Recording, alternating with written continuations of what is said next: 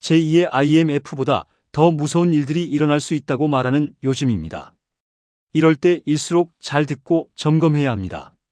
오늘도 여러분들에게 한국 경제 시한폭탄과 3가지 생존법을 소개해 드리려고 합니다. 좋아요와 구독 누르셔서 내 노후를 든든하게 지켜보세요.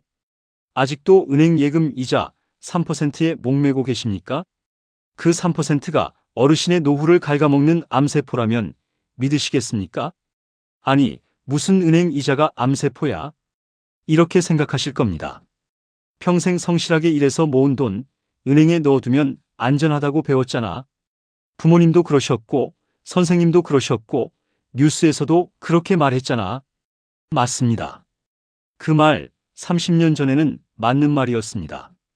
그런데 어르신, 세상이 바뀌었습니다. 아니, 바뀐 정도가 아닙니다. 완전히 뒤집어졌습니다. 그런데 우리만 아직도 30년 전 교과서를 붙들고 있는 겁니다. 제가 숫자 하나만 보여드리겠습니다. 지금 은행 예금 이자 많이 쳐줘야 3%입니다. 그런데 작년 물가 상승률이 얼마였습니까? 3%가 넘었습니다. 올해는 어떻습니까? 장 보러 가보십시오. 배추 한 포기 10,000원입니다. 계란 한 판에 10,000원 넘습니다. 손주 데리고 치킨 한 마리 시키면 30,000원입니다. 이게 무슨 뜻인지 아십니까?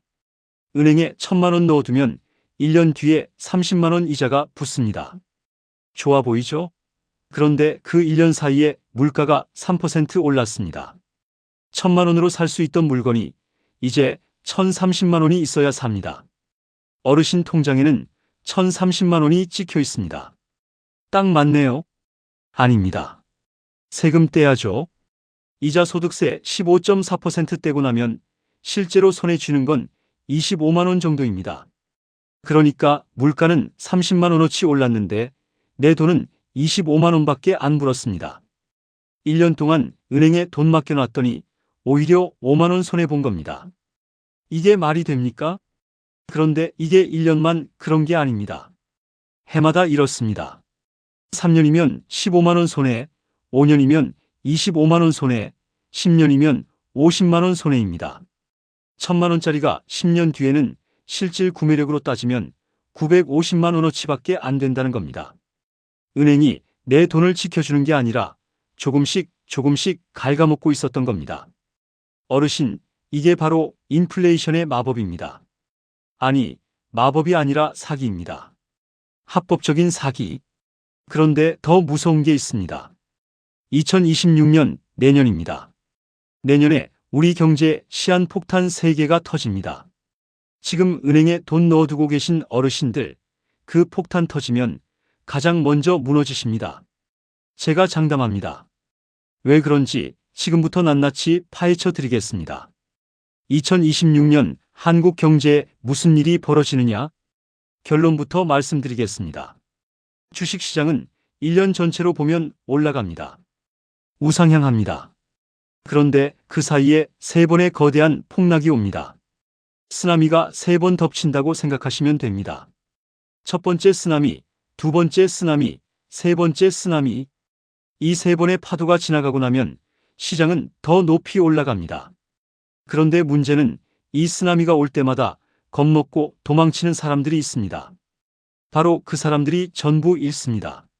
제가 이 3개의 시한폭탄을 하나씩 설명해 드리겠습니다. 어려운 경제 용어 하나도 안 씁니다.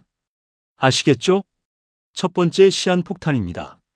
미국에서 지금 트럼프 대통령이 온 세상에 관세를 때리고 있습니다. 관세가 뭡니까? 쉽게 말해서 외국에서 물건 들어올 때 세금 왕창 붙이는 겁니다. 중국 물건? 세금 60%. 한국 물건? 세금 25%. 이러면 어떻게 됩니까? 물건값이 올라갑니다. 미국 사람들이 사는 모든 게 비싸집니다.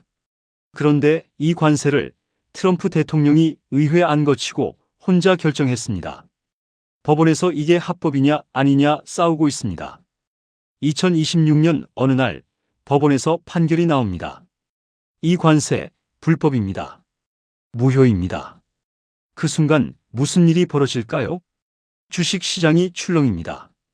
왜냐하면 지금까지 관세 있다고 가정하고 모든 기업들이 계획을 세웠거든요. 그런데 갑자기 관세가 없어지면 모든 계산이 틀어집니다. 수출 기업 주가가 요동치고 수입 기업 주가가 요동칩니다. 시장 전체가 롤러코스터를 탑니다. 이게 첫 번째 지진입니다. 단기 충격입니다. 짧지만 강렬합니다. 뉴스에서 뭐라고 떠들겠습니까? 주식 시장 폭락. 세계 경제 흔들린다. 지금 당장 팔아라. 겁이 나실 겁니다. 은행으로 달려가고 싶으실 겁니다. 그런데 어르신, 제 말 명심하십시오. 그때 도망치면 어르신이 지는 겁니다. 두 번째 시한폭탄입니다. 미국 실업률입니다. 지금 미국 실업률이 4% 초반입니다. 낮은 편이죠. 그런데 이게 갑자기 치솟을 겁니다. 왜냐하면 관세 때문입니다. 관세 때문에 물건값이 오르면 사람들이 물건을 덜 삽니다. 물건이 안 팔리면 회사가 어려워집니다. 회사가 어려워지면 어떻게 합니까? 사람을 자릅니다. 실업자가 늘어납니다. 미국 실업률이 5%를 넘어가는 순간 전 세계가 공포에 빠집니다. 미국이 망하면 세계가 망한다는 공식이 있거든요. 미국에서 실업자가 쏟아지면 한국 수출도 줄고 한국 기업도 어려워지고 한국 주식도 떨어집니다. 이게 두 번째 태풍입니다. 첫 번째보다 더 오래 갑니다. 몇 주, 어쩌면 몇 달 갈 수도 있습니다. 뉴스에서 뭐라고 하겠습니까? 경기 침체 온다. 대공황 재현되나? 지금 팔지 않으면 전부 잃는다. 아이고 무서우시죠? 가슴이 철렁하시죠? 어르신 평생 모은 돈인데 날아가면 어떡하나 싶으시죠? 그런데 제가 분명히 말씀드립니다. 그때도 도망치시면 안 됩니다. 세 번째 시한폭탄입니다. 이게 가장 독합니다. 인플레이션이 다시 옵니다. 관세 때문에 물건값이 올랐죠? 그러면 물가가 오릅니다. 물가가 오르면 미국 중앙은행이 금리를 못 내립니다. 원래는 경기가 안 좋으면 금리를 내려서 돈을 풀어야 하는데 물가가 높으면 그걸 못합니다. 금리 내리면 물가가 더 오르거든요. 그러면 어떻게 됩니까? 경기는 안 좋은데 금리는 높습니다. 기업들은 돈 빌리기 어렵습니다. 투자를 못합니다. 고용을 못합니다. 경제가 꽉 막힙니다. 이게 스태그플레이션입니다. 아, 어려운 말 나왔네요. 쉽게 설명드리겠습니다. 경기 불황에 물가 상승이 동시에 오는 겁니다. 최악 중에 최악입니다. 돈은 안 도는데 물건값은 오릅니다. 월급쟁이는 월급 안 오르는데 장바구니 물가는 치솟습니다. 은퇴한 어르신들은요, 연금은 그대로인데 병원비, 약값, 반찬값 다 오릅니다. 이게 세 번째 허리케인입니다. 가장 무섭고 가장 오래 갈 수 있습니다. 뉴스에서 뭐라고 하겠습니까? 한국 경제 끝났다. 환율 폭등. 자산 다 팔고 현금 확보하라. 어르신, 그 말 절대 듣지 마십시오. 왜냐고요? 이 세 번의 폭락, 쓰나미, 태풍, 허리케인. 이게 다 지나가고 나면 시장은 더 높이 올라갑니다. 역사가 그걸 증명합니다. 2008년 금융위기 때 주식 시장 반토막 났습니다. 그런데 10년 뒤에 어떻게 됐습니까? 3배 올랐습니다. 2020년 코로나 터졌을 때 주식 시장 30% 빠졌습니다. 그런데 2년 뒤에 어떻게 됐습니까? 2배 올랐습니다. 폭락은 끝이 아닙니다. 폭락은 박앤세일입니다. 그런데 뉴스는 왜 맨날 망했다, 팔아라 이러느냐고요? 간단합니다. 그래야 뉴스가 팔리니까요. 아무 일 없습니다. 기다리세요. 이러면 누가 봅니까? 자극적이어야 클릭하잖아요. 뉴스는 어르신 재산 걱정해서 그러는 게 아닙니다. 뉴스는 뉴스 돈벌이 걱정해서 그러는 겁니다. 그러면 누가 이득을 봅니까? 뉴스 보고 겁먹고 주식 파는 어르신들? 아닙니다. 손해봅니다.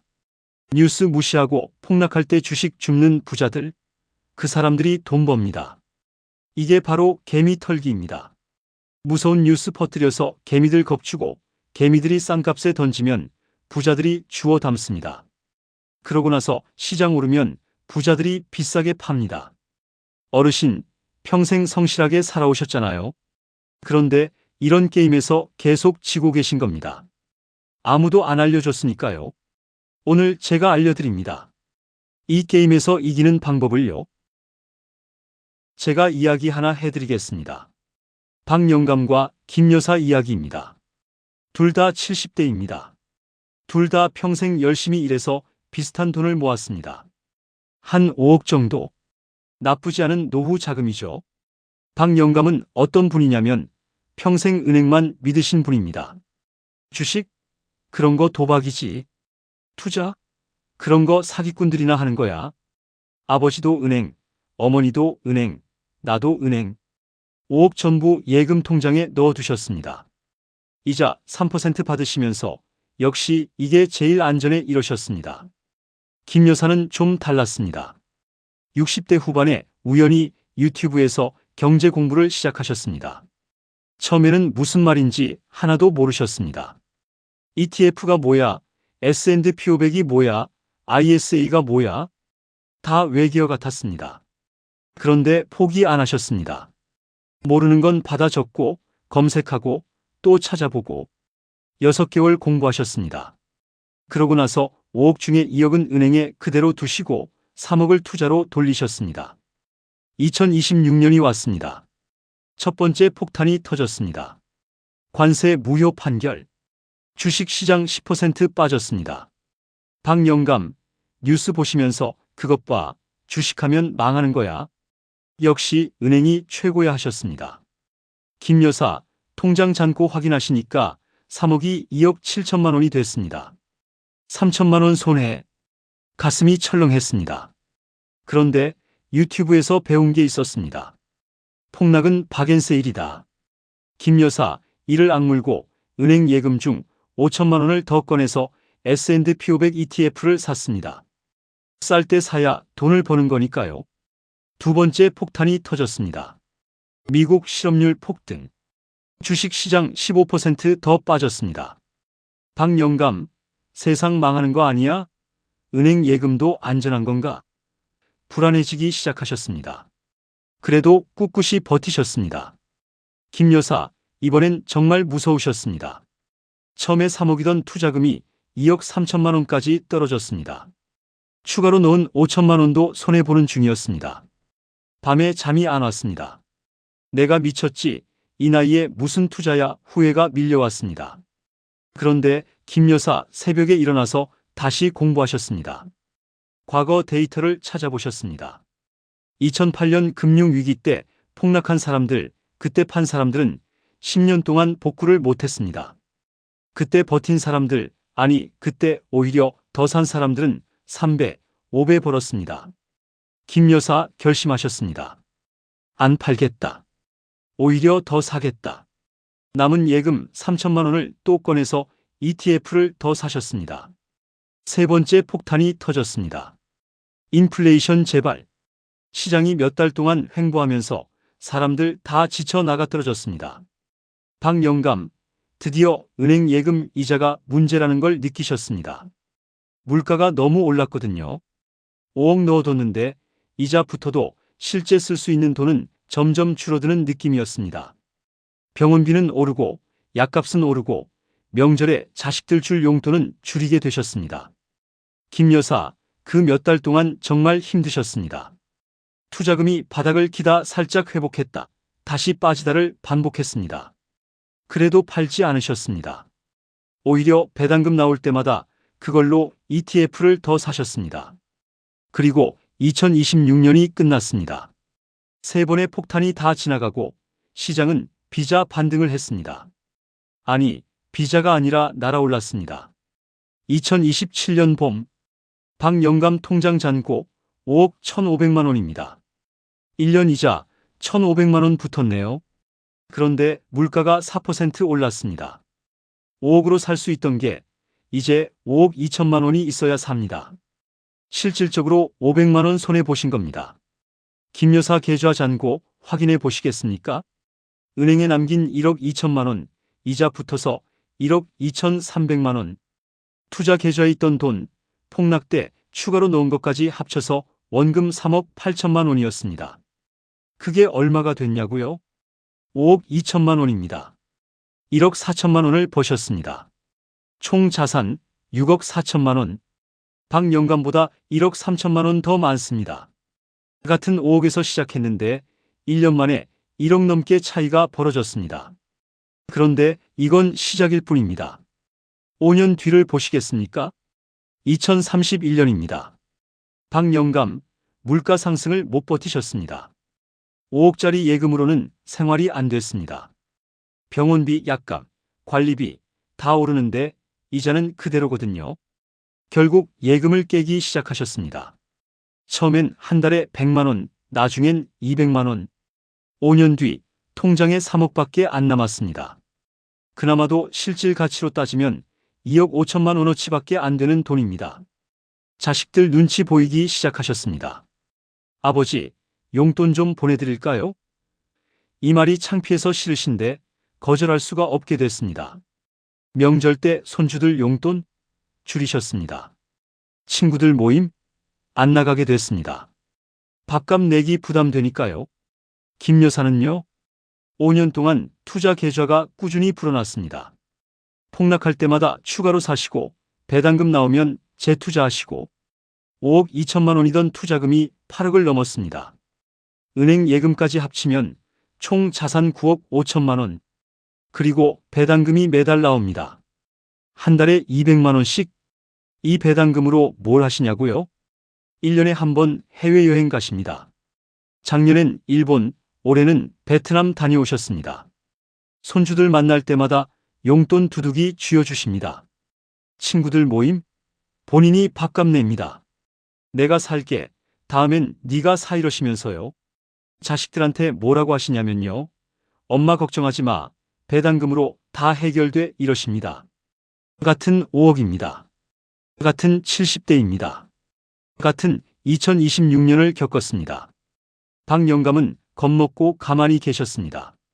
김 여사는 공부하고 행동하셨습니다. 5년 뒤 박 영감은 자식 눈치 보시고 김 여사는 손주 용돈 쥐어주십니다. 어르신, 어느 쪽이 되고 싶으십니까? 제가 이제 실전을 말씀드리겠습니다. 2026년의 폭풍을 어떻게 기회로 바꾸느냐? 3가지 무기가 필요합니다. 첫 번째 무기, ISA 계좌입니다. ISA가 뭐냐고요? 쉽게 말씀드리겠습니다. 나라에서 허락한 합법적인 세금 탈루 통장입니다. 아니, 세금 탈루가 합법이야? 네, 합법입니다. 정부가 국민들 투자 좀 하라고 만든 제도거든요. 일반 계좌에서 주식이나 ETF 사서 돈 벌면 세금 얼마 떼냐면 15.4%입니다. 100만 원 벌면 15만 4천 원을 나라에 바쳐야 합니다. ISA 계좌에서 하면요. 200만 원까지는 세금이 0원입니다. 아예 안 냅니다. 200만 원 넘는 이익에 대해서만 9.9% 냅니다. 15.4%가 9.9%로 줄어드는 겁니다. 이게 얼마나 큰 차이냐고요? 5년 동안 투자해서 1,000만 원 벌었다 치겠습니다. 일반 계좌면 세금 154만 원 냅니다. ISA 계좌면요. 200만 원까지 세금 0원, 나머지 800만 원에 대해 9.9%니까 약 79만 원입니다. 154만 원이냐, 79만 원이냐, 75만 원 차이입니다. 손수한 거 없이 그냥 계좌만 바꿨는데 75만 원을 지킨 겁니다. 이걸 왜 안 합니까? 안 만들면 바보입니다. 어르신, ISA 계좌 없으시면 내일 당장 은행 가십시오. 증권사도 되고 은행도 됩니다. 신분증 들고 가시면 됩니다. ISA 계좌 만들러 왔습니다. 이 말 한마디면 됩니다. 직원이 다 해줍니다. 그리고 중요한 거 하나. ISA 계좌 종류가 여러 개인데 중개형 ISA로 만드셔야 합니다. 이게 주식이랑 ETF를 직접 살 수 있는 겁니다. 다른 종류는 은행에서 주는 펀드밖에 못 삽니다. 은행 펀드, 수수료만 비싸고 별로입니다. 꼭 중개형으로 만드십시오. 두 번째 무기, 미국 S&P 500 ETF입니다. S&P 500이 뭐냐고요? 미국에서 제일 잘 나가는 기업 500개를 모아놓은 겁니다. 애플, 마이크로소프트, 아마존, 테슬라, 엔비디아. 이런 기업들 아시죠? 아이폰 만드는 회사, 윈도우 만드는 회사, 인터넷으로 물건 파는 회사, 전기차 만드는 회사, AI 컴퓨터 만드는 회사. 세계에서 제일 돈 잘 버는 기업들입니다. 이 500개 기업의 주인이 되는 겁니다. 아니, 주식 사려면 돈 많이 들잖아요? 아닙니다.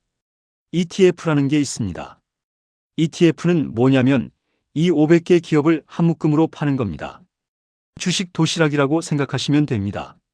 한 개씩 따로 사면 비싼데 도시락으로 사면 싸게 살 수 있잖아요. 그런 겁니다. S&P 500 ETF 하나 사면 자동으로 500개 기업의 주주가 되는 겁니다. 가격도 부담 없습니다. 국내 상장된 S&P 500 ETF는 한 주에 1만 5천 원에서 2만 원 사이입니다. 손주 용돈만큼도 안 됩니다. 그리고 이게 왜 좋으냐? 한국 주식은 어떻습니까? 삼성전자 한 번 떨어지면 몇 년이고 안 오릅니다. 개별 기업은 망할 수도 있습니다. 그런데 미국 S&P 500은요? 지난 100년 동안 연평균 10%씩 올랐습니다. 물론 중간중간 폭락은 있었습니다. 그런데 폭락 뒤에는 항상 더 크게 올랐습니다. 왜 그렇습니까? 500개 기업 중에 망하는 기업이 생기면 그 기업을 빼버리고 잘 나가는 기업을 새로 넣거든요. 항상 그 시대의 최고 기업들만 담고 있는 겁니다. 100년 전에는 철도 회사, 철강 회사였습니다. 50년 전에는 석유 회사, 자동차 회사였습니다. 지금은 IT 회사, AI 회사입니다. 앞으로 50년 뒤에는 또 다른 산업의 최강자들이 들어갈 겁니다. 어르신은 뭐 할 필요 없습니다. 그냥 S&P 500 ETF만 사두시면 세계 최고 기업들이 알아서 어르신 돈을 불려줍니다. 그러면 언제 사느냐고요? 2026년 폭락이 3번 온다고 했잖아요. 그때 삽니다. 뉴스에서 세상 망했다 떠들 때 그때가 박앤세일입니다. 그때 ISA 계좌로 S&P 500 ETF를 사는 겁니다. 무섭다고요? 무서우면 안 됩니다. 무서워서 못 사면 박영감 되는 겁니다. 이를 악물고 사야 김여사 되는 겁니다. 세 번째 무기, 금입니다. 황금, 골드. 금이 왜 필요하냐고요? 달러 가치가 떨어질 때, 세상이 불안할 때 금값은 오르기 때문입니다. 2008년 금융위기 터졌을 때 주식은 반토막 났습니다. 금은요? 2배 올랐습니다. 2020년 코로나 터졌을 때 주식은 30% 빠졌습니다. 금은요? 30% 올랐습니다. 왜 그럴까요? 세상이 혼란스러우면 사람들이 안전한 데 돈을 넣으려고 하거든요. 그 안전한 게 금입니다. 주식은 기업이 망하면 휴지 조각이 됩니다. 채권은 나라가 망하면 휴지 조각이 됩니다. 달러는 미국이 돈을 마구 찍으면 가치가 떨어집니다. 그런데 금은요? 금은 5천년 전에도 금이었고 지금도 금이고 5천년 뒤에도 금입니다. 세상에서 제일 오래된 돈입니다. 제일 안전한 돈입니다. 2026년에 3번의 폭풍이 올 때 금이 어르신의 방패가 돼줍니다. 아니, 금 사려면 금은방 가야 하나요? 비싼 거 아니에요? 아닙니다. 금도 ETF로 살 수 있습니다.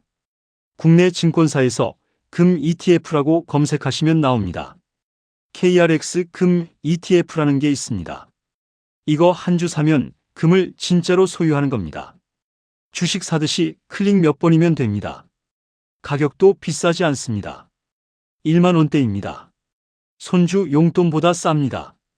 S&P 500이 공격 무기라면 금은 방어 무기입니다. 공격만 하면 위험합니다. 방어만 하면 돈을 못 법니다. 둘 다 있어야 이깁니다. 정리해 드리겠습니다. 첫째, ISA 계좌를 만든다. 세금 아끼는 방패. 둘째, S&P 500 ETF를 산다. 세계 최고 기업이 날 위해 일하게 만드는 공격 무기. 셋째, 금 ETF를 산다. 세상이 혼란스러울 때 나를 지키는 방어 무기. 이 세 개가 있으면 2026년의 폭풍을 견딜 수 있습니다. 아니, 견디는 게 아니라 돈을 뻱니다. 제가 오늘 많은 말씀을 드렸습니다. 은행이 어르신의 친구가 아니라는 것, 현금만 쥐고 있으면 물가에 갉아먹힌다는 것, 2026년에 3번의 폭풍이 온다는 것, 그 폭풍이 위기가 아니라 기회라는 것, 그리고 그 기회를 잡는 3가지 무기, ISA 계좌, S&P 500 ETF, 금 ETF. 다 이해하셨습니까? 그래도 무섭다고 하실 수 있습니다. 이해합니다. 평생 모은 돈인데 날아가면 어떡합니까? 그 마음 충분히 압니다. 그런데 어르신, 제가 진짜 무서운 걸 말씀드리겠습니다. 지금 아무것도 안 하시는 게 제일 무서운 겁니다. 현금 쥐고 은행에 앉아 계시면 물가가 어르신 돈을 매년 3%씩 갉아먹습니다. 10년 뒤에는 30%가 사라집니다. 아무것도 안 했는데 돈이 녹는 겁니다. 그리고 그 10년 동안 행동한 사람들은 2배, 3배를 뻱니다. 같은 5억에서 시작해서 한 사람은 3억이 되고 한 사람은 10억이 됩니다. 어느 쪽에 서실 겁니까? 유명한 말이 있습니다. 가장 좋은 투자 시점은 10년 전이었다. 두 번째로 좋은 시점은 바로 오늘이다. 10년 전으로 돌아갈 수는 없습니다. 그건 어쩔 수 없습니다. 그런데 오늘은 어르신 손에 있습니다. 내일, 아니 오늘 당장 하실 일 말씀드리겠습니다. 첫째, 가까운 증권사에 가십시오. 은행 말고 증권사입니다. 증권사가 생소하시면 은행 가서 증권 계좌 만들고 싶다고 하셔도 됩니다. 요즘 은행들은 다 증권사랑 연결되어 있습니다. 둘째, 중개형 ISA 계좌를 만드십시오. 신분증만 있으면 됩니다. 10분이면 됩니다. 셋째, 그 ISA 계좌에 일단 100만 원만 넣어 보십시오. 전 재산 넣으라는 게 아닙니다. 100만 원으로 연습하시는 겁니다. 넷째, 그 100만 원으로 S&P 500 ETF를 사보십시오. TIGR 미국 S&P 500이라고 검색하시면 됩니다. 한 주에 1만 5천 원 정도 합니다. 67주 살 수 있습니다. 이게 첫걸음입니다. 100만 원 가지고 부자 될 수 있느냐고요? 아닙니다. 100만 원으로는 부자 못 됩니다. 그런데 100만 원으로 배우는 겁니다. 감을 익히는 겁니다. 그래야 나중에 큰 돈을 넣을 수 있습니다. 수영 배울 때 처음부터 바다에 뛰어듭니까? 아니죠. 얕은 물에서 팔다리 움직이는 것부터 배우잖아요. 투자도 마찬가지입니다. 그리고 2026년 폭락이 오면 그때 본격적으로 들어가는 겁니다. 그때는 어르신도 이미 몇 달 연습을 하셨으니까 뭘 어떻게 해야 하는지 아실 겁니다. 어르신, 제가 마지막으로 드리고 싶은 말씀이 있습니다. 어르신 세대는 정말 대단한 세대입니다. 전쟁의 폐허에서 나라를 일으키신 분들입니다. 맨손으로 기적을 만드신 분들입니다. 자식들 키우시느라 본인 희생하신 분들입니다. 그런데 그 노력의 열매를 마지막에 은행 이자에 갉아먹히시면 안 됩니다. 물가에 녹아 없어지면 안 됩니다. 어르신이 평생 지켜온 그 돈, 이번엔 그 돈이 어르신을 지켜드려야 합니다. 2026년의 폭풍은 어르신을 무너뜨리러 오는 게 아닙니다. 어르신에게 마지막 기회를 주러 오는 겁니다. 그 기회 꼭 잡으십시오. 지금 당장 움직이십시오. 더 이상 은행 이자에 속지 마십시오. 더 이상 뉴스 공포에 흔들리지 마십시오. 어르신의 노후는 어르신이 지켜야 합니다. 오늘의 작은 한 걸음이 5년 뒤 어르신의 인생을 바꿉니다. 시작하십시오.